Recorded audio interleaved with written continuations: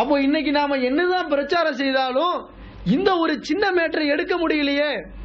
அதுல எந்த அளவுக்கு பிரச்சனைகள் இருக்குன்னு சொன்னா, நபிகள் நாயகம் ஸல்லல்லாஹு அலைஹி வஸல்லம் அவர்களை புகழ்கிறோம் என்று சொல்லி அல்லாஹ்வுடைய தரஜாவிற்கு நபிகள் நாயகம் ஸல்லல்லாஹு அலைஹி வஸல்லம் அவர்களை கொண்டு போய் நிறுத்தக்கூடிய சூழ்நிலை.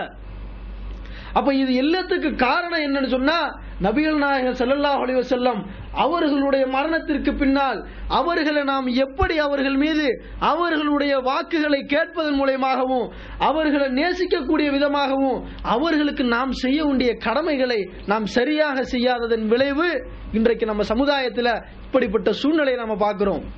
அதே மாதிரி எடுத்துக்கிட்டீங்கன்னு சொன்னா, ஒரு மிக முக்கியமான பிரச்சனை இன்னைக்கு நம்மளுடைய தமிழ்நாட்டில் நடந்துகிட்டு இருக்கு. என்ன பிரச்சனை? அல்லாஹ்வுடைய கிருபையினால நம்ம ஒரு தூய, அதாவது முடிந்த அளவிற்கு இந்த உலகத்திலேயே இருக்கக்கூடிய இஸ்லாமிய அமைப்புகளை நீங்க ரிசர்ச் பண்ணி பார்த்தீங்கன்னு சொன்னா, ஹதீஸுகளை தெளிவாக மக்கள் மத்தியில் கொண்டு செல்லக்கூடிய இயக்கம் நம்மளுடைய இயக்கமாக அல்லாஹ் தஆலா வச்சிருக்கிறான். இதுல யாருக்கு எந்த விதமான ஒரு பெருமை கிடையாது. அல்லாஹ் இந்த சமுதாயத்திற்கு நாடி இருக்கிறான். தௌஹீத பேசக்கூடியவர்களுடைய இடத்துல கேரளத்துல கூட சரியாக சில விஷயங்கள்ல சரியான ஹதீஸுகள் அங்க செயல்படுத்தப்படல. அப்படி இருக்க சூழ்நிலையில நம்மளை இன்னைக்கு சமுதாயத்தை பிரிக்கின்றார்கள் என்று சொல்லுகின்றார்கள். இதற்கு காரணம் என்ன தெரியுமா? நபி ஸல்லல்லாஹு அலைஹி வஸல்லம் அவர்களுடைய வார்த்தைகளுக்கு சஹாபாக்கள் எப்படி கட்டுப்பட்டார்கள், அல்லாஹ்வுடைய வார்த்தைக்கு சஹாபாக்கள் எந்த விதமான ஒரு தீர்ப்பை அவர்கள் தீர்மானித்தார்கள், இதை சரியாக விளங்காததன் விளைவு. அல்லாஹ் சுப்ஹானஹு வ தஆலா சூரத்து நிசால கூறுகின்றான், நம்பிக்கை கொண்டோரே, நீங்கள் அல்லாஹுவையும் இறுதி நாளையும் நம்பி இருந்தால் அல்லாஹுவுக்கு கட்டுப்படுங்கள், இத்தூதருக்கு கட்டுப்படுங்கள், உங்களில் யார் தலைமையில் இருக்கின்றார்களோ அவர்களுக்கு நீங்கள் கட்டுப்படுங்கள். நீங்கள் ஏதாவது ஒரு விஷயத்தில் முரண்பட்டால் அல்லாஹுவிடமும் அல்லாஹ்வுடைய தூதரிடமும் நீங்கள் செல்லுங்கள். அல்லாஹ் இந்த வசனத்தில் நமக்கு தெள்ள தெளிவாக சொல்லி காட்டுறான். அல்லாஹுவையும் அருமை நாளையும் நீ நம்பி இருந்தீன்னு சொன்னா அல்லாஹுவுக்கு கட்டுப்படு, அல்லாஹ்வுடைய தூதருக்கு கட்டுப்படு, உங்களுடைய தலைவர்கள் நீங்க கட்டுப்படுங்க. ஒரு விஷயத்தில் நீங்க முரண்பட்டீர்கள் என்று சொன்னால் அல்லாஹ்வுடைய இடமும் அல்லாஹ்வுடைய தூதருடைய இடமும் நீங்கள் அந்த விஷயத்தை கொண்டு செல்லுங்கள்னு இன்னைக்கு ஒரு சம்பவத்தை நம்மளுடைய கண்ணு முன்னக்க நிறுத்தி பார்த்தீங்கன்னு சொன்னா, இந்த வசனத்தை அந்த சஹாபிகள் அன்னைக்கு நடைமுறைப்படுத்தினார்கள். அபூபக்கர் ரலியல்லாஹு அவர்களும் உமர் ரலியல்லாஹு அவர்களும். எந்த விதமான சம்பவம்? இன்னைக்கு இந்த இஸ்லாம் இப்படி வளர்ந்து நிற்கின்றது. இந்த ஒரு பிரச்சனை நடந்திருந்தால் இந்த இஸ்லாம் வேற மாதிரி போயிருக்கும். நபிகள் நாயகம் ஸல்லல்லாஹு அலைஹி வஸல்லம் அவர்கள் புடம் போட்ட தங்கமாக அந்த மக்களை ஏக தெய்வத்தை வணங்கக்கூடிய, ஏகநாயகனை வணங்கக்கூடிய கொள்கையில் பயிற்சி கொடுத்து வைத்தார்களே, அவர்கள் நபி ஸல்லல்லாஹு அலைஹி வஸல்லம் அவர்களுடைய மரணத்திற்கு பின்னால் உமர் ரலியல்லாஹு அவர்கள் சொல்லுகின்றார்கள், நபி அவர்கள் மரணித்தார்கள் என்று சொன்னால் நான் வெட்டிடுவேன், எல்லாருடைய கழுத்தை நான் துண்டா எடுத்துருவேன். ஏன் இப்படி சொல்றாங்க? நபி ஸல்லல்லாஹு அலைஹி வஸல்லம் மீது வைத்திருக்கக்கூடிய அந்த முஹப்பத் அவர்கள் அது மாதிரி பேச வைக்குது. இது பேசனத்தோட முடிஞ்சிச்சா? 3 நாள் வரல நபி ஸல்லல்லாஹு அலைஹி வஸல்லத்தை அடக்கம் பண்ணாம அந்த இடத்துல மிகப்பெரிய குழப்பம் நடக்குது. இது இஸ்லாமிய வரலாற்றிலேயே மிகப்பெரிய பிரிவினைக்கு வழிவகுத்திருக்கும். அல்லாஹ் சுப்ஹானஹு வ தஆலா அந்த இடத்துல பாதுகாத்தான். எந்த அளவுக்கு? 3 நாள்களுக்கு பிறகு அபூபக்கர் ரலியல்லாஹு அவர்கள் அந்த இடத்துக்கு வராங்க. அந்த இடத்துக்கு வந்து நபி ஸல்லல்லாஹு அலைஹி வஸல்லத்தை மையத்து கிட்ட போய் நின்னு சொல்றாங்க, நீங்கள் உயிருடன் இருக்கும் பொழுதும் நறுமணம் கமழ்ந்தீர்கள், இறந்ததற்கு பின்னாலும் நீங்கள் நறுமணம் கமழ்கிறீர்கள் என்று அதை சொல்லிவிட்டு வசனத்தை ஓதுகின்றார்கள். உடனே உமர் ரலியல்லாஹு அவர்களுடைய கையில் உள்ள அந்த வாள் தரையில் விழுகிறது. காரணம் என்ன?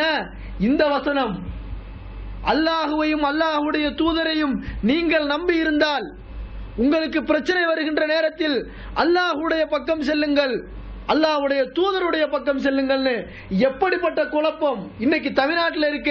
இதே மாதிரியான பிரச்சனையா? அந்த குழப்பம் நீடித்திருந்தால் அல்லாஹ்வுடைய தூதர் மரணிக்கவில்லை என்ற ஒரு குரூப் இஸ்லாத்துல, அல்லாஹ்வுடைய தூதர் மரணித்து விட்டார்கள் என்று சொல்லக்கூடிய ஒரு குரூப் உருவாயிருக்கும். அல்லாஹ் பாதுகாத்தான். அப்ப அப்படிப்பட்ட குழப்பத்திற்கு மத்தியில அல்லாஹ்வுடைய மார்க்கத்திற்கு அவர்கள் தங்களுடைய சுய சிந்தனையை கீழே விட்டார்கள், சுய ஆதங்கத்தை அவர்கள் கீழே போட்டு விட்டார்கள். இன்னைக்கு நம்மளுடைய சமுதாயத்துல அந்த சம்பவத்தை அப்படியே கொண்டு வந்து கம்பேர் பண்ணி பாருங்க. இன்னைக்கு இந்த மக்களுடைய பிரச்சனைய இந்த சமுதாயத்துல நம்ம மாற்றி அமைக்கணும் என்பதற்காக பல வருடங்களுக்கு முன்னால் இன்றைக்கு பிரிந்திருக்கக்கூடிய எல்லா தலைவர்களும் ஒன்றாக தொடங்கினார்கள். அந்த தொடக்கத்திலே முரண்பாடுகள் வருகின்ற பொழுது அல்லாஹ்வுடைய வேதத்திற்கு அவர்கள் கட்டுப்பட்டார்களா? இன்றைக்கு நாம் ஒரு தெளிவான பாதையை அமைத்துக் கொண்டு எந்த விதத்திலும் நம்மளுடைய மறுமை வாழ்க்கைக்கு இந்த உலகத்தில் செய்யக்கூடிய காரியங்கள் நஷ்டமாக அமைந்துவிடக் கூடாது என்பதை தெள்ள தெளிவாக கொள்கையாக வைத்துக் கொண்டு இந்த சமுதாய சேவை நாம் செய்கின்ற நேரத்தில் நமக்கு அவர்கள் சொல்லக்கூடிய பதில்கள் என்ன? நம்மை குழப்பவாதிகள் என்கின்றார்கள்.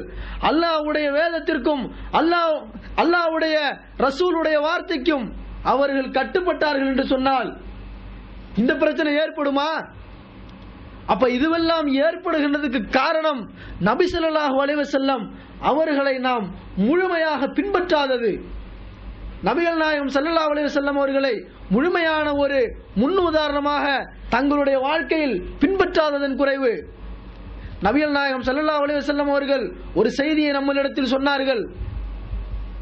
என்னன்னு சொன்னா, இறுதி பேருரையில மக்கள்கிட்ட சொல்றாங்க, யூதருடைய சமுதாயம் 72 பிரிவாக பிரிந்தது, என்னுடைய இந்த சமுதாயம் 73ஆக பிரியும், ஒன்னு மாத்திரம் சொர்க்கத்திற்கு செல்லும், பாக்கி எல்லாம் நரகத்திற்கு செல்லும். அந்த ஒன்னு யாரு? நானும் என்னுடைய தோழர்களும் இன்றைக்கு இருக்கக்கூடிய இந்த சூழ்நிலை என்று சொன்னார்கள். அதே மாதிரி நீங்கள் உங்களுடைய வாழ்க்கையில் வழி தவறாமல் இருப்பதற்கு உங்களிடம் நான் 2 விஷயங்களை விட்டு செல்கின்றேன். அல்லாஹ்வுடைய வேதம், என்னுடைய வழிகாட்டுதல்கள் என்று. இந்த 2ஐ மட்டும் நம்மளுடைய வாழ்க்கையில் பின்பற்றினோம் என்று சொன்னால், மூன்றாவது ஒரு உலமாவையோ, மூன்றாவது ஒரு இமாமையோ அல்லது ஒரு மகானையோ நாம் யாரையாவது துணைக்கு அழைத்து நம்மளுடைய இந்த மார்க்கத்தை நாம் செயல்படுத்தி செல்வோம் என்று சொன்னால் வழி தவறிய கூட்டங்களோடு நாம் சென்று விடுவோம். அல்லாஹ் சுப்ஹானஹு வ தஆலா நம்மளை தூய்மையான இஸ்லாத்தின் பக்கத்தில் அல்லாஹ்வுடைய வேதத்தையும் நபிகள் நாயகம் ஸல்லல்லாஹு அலைஹி வஸல்லம் அவர்களுடைய வழிகாட்டுதல்களை மட்டும் பின்பற்றி செல்லக்கூடிய கூட்டத்தில் அல்லாஹ் தஆலா உங்களையும் என்னையும் ஆக்கி அருள் புரிய வேண்டும் என்று கூறி என்னுடைய உரையை நான் நிறைவு செய்கிறேன். வாஹிரு துவானா அல்ஹம்துலில்லாஹி ரப்பில் ஆலமீன். அஸ்ஸலாமு அலைக்கும் வரஹ்மத்துல்லாஹி வபரகாத்துஹு. இந்நிகழ்ச்சி சிறக்க வாழ்த்தும் தமிழ்நாடு தௌஹீத் ஜமாத், அபுதாபி சிட்டி, முஸ்தாபா மற்றும் ஐகாட் சிட்டி கிளைகள். மார்க்க விளக்க புத்தகங்கள், CD மற்றும் DVDக்கள் தேவைப்படுவோர் தொடர்பு கொள்க.